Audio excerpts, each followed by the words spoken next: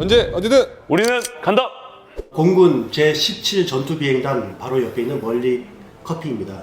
미스 코리아급 이름을 가지신 두 분과 그에 걸맞지 않은 반전 매력의 남성미가 넘치는 두 분을 모셨습니다. 09년도부터 13년도까지 제6탐색구조전대 항공구조대에서 근무했던 예비역 김태희 하사입니다. 16년도에서 20년도까지 항공구조대에서 복무 후 현재는 소방구조대에서 근무하고 있는 김효진이라고 합니다. 안녕하십니까. 정말 그 어려운 항공구조사가 되겠다고 이렇게 지원을 하시게 됐습니까? 어렸을 때부터 사람을 살리면서 사는 것이 꿈이었는데 공군에 이제 이런 특수부대가 있다는 걸 알게 됐습니다. 그래서 제가 만약에 부사관으로 따로 지원을 하더라도 갈 수 없는 확률이 있기 때문에 그때 당시에는 육군 항공작전사령부에 의무병으로 근무했습니다. 아, 육군 항작사? 병사 생활하면서 저희 부대에 전화를 했습니다. 지금은 전역하신 강용수 감독관님께서 항공구조사에 대한 특별 전형이 있을 예정이라고 말씀해 주셔가지고 군 생활하는 중에 상병 때 이제 육군 군복을 입고 와서 시험을 봐서 병장에서 입대를 하게 되었습니다. 여러 가지 특수부대, 뭐 707, 특전사, 조금 더 이제 보람을 가지고 일할 수 있는 그러한 특수부대를 찾다 보니 항공구조대라는 것을 알게 되었고 제가 가장 보람차게 일할 수 있을 것 같은 그런 느낌을 받아서 사실 항공구조사 되게 힘들잖아요. 네. 교육도 힘들고. 네, 어때요? 얼마나 힘든 거예요 도대체?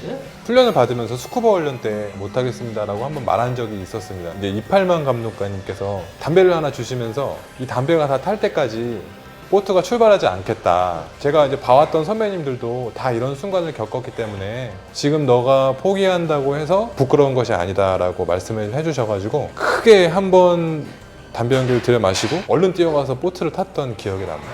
소원이 좀 차다 보니까 저도 2시간, 3시간 동안 물에 있었던 적은 이제 군생활하면서 처음이라 가지고 많이 추웠는데 뭐 정신력으로 버텼습니다. 1년 정도 교육받고 수료해도 그게 끝이 아니라면서요? 수료를 하고 나면 빨간 베레모를 받음으로써 항공우주사로 인정을 받지만 단독 임무를 수행하기 전까지는 계속 훈련을 해가고 타군 위탁 교육 등을 받으면서 임무 수행을 하면서 자기 능력을 키워서 이제 인정을 받으면 후배들과 같이 이제 단독 수행 임무를 나갈 수가 있습니다.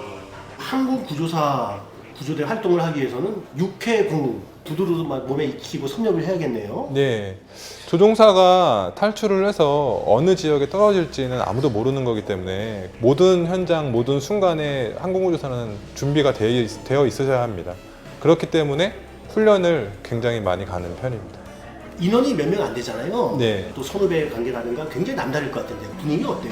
제일 위에 계시는 선배님부터 지금 막 들어온 각 수료한 항공우주사까지 인원이 적다 보니까 아무래도 좀 그런 의사소통하는 데 있어서는 선배님들도 그렇고 후배들도 그렇고 편하게 얘기할 수 있는 분위기를 만들어줬던 것 같습니다. 인원이 적어서 좀 불편한 것도 있지 않아요?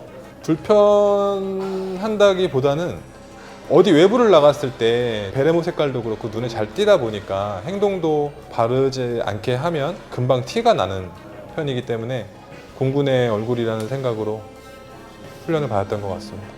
자주색 그 모른 베레는 여기밖에 없는 건가요? 예, 전군에 자주 색깔 베레모를 쓰는 부대는 저희밖에 없고. 근데 이제 CCT가 같은 빨간 베레모로 보여가지고 저희 사트를 CCT로 오해하고 막 그런 일들이 많습니다. 잊혀지지 않는 그런 뭐 활동들 네. 소개를 좀 해주는 건데요. 네, 천안함 사건 때 저는 실질적으로 출동하는 대원은 아니었는데 사무실에 근무하는 때 비상대기를 하고 있던 근무 인원들을 지원하기 위해서 같이 지원했던 기억이 납니다. 그래서 그때 당시에는 굉장히 긴박하고 긴장되는 순간이었는데 선배님들은 정말 의연하게 출동을 나가시더라고요. 그 모습에 좀 굉장히 좀 자부심을 많이 느꼈습니다. 또 떠오르는 기억이 있다면 아무래도 저는 이제 훈련을 받았던 것들이 제 기억이 많이 남는데 선배님들이 많이 이끌어 주셔가지고 선배님들도 받고서 저런 자리에 있는 건데 힘들다고 벗어나려고 하면 멋있는 선배님들이 될 수 없겠다는 생각을 들어서 버티고 했던 것 같습니다.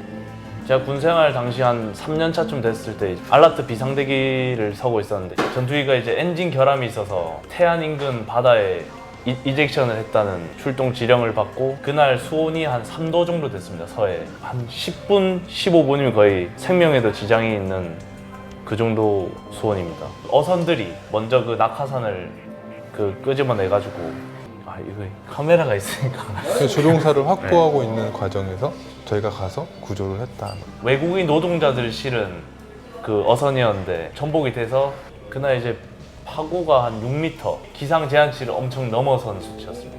네, 제주도에서 대기하고 있는 중에 그런 사고가 나서 이제 그 항공기가 이제 거기 가서 구조 활동을 한 거죠. 근데 이제 외국인이다 보니까 의사소통이 잘 안 돼서 제가 내려갔을 때 4명이 저한테 달라붙었습니다. 원래 직접 구조는 금지돼 있으면 최고의 수단으로 직접 구조를 해야 되는데 항공구조 특성상 의식이수 접근을 해서 구조 정보에 태워야 됩니다. 그럼 네 병이 막 정말 막 죽기 살기로 막 이렇게 막 엉겨붙고 하는데 예. 그걸 어떻게 해요 그럼? 반장급처럼 되는 분이 이제 한 명을 지목해서 한 명만 이렇게 명만? 3명만 이렇게 먼저 살렸습니다. 해경이 와가지고 그런 경험이 몇 없다고 합니다. 진짜 실제로 바다에 떠 있는 사람을 구조하는 그런 사건은 몇 없다고.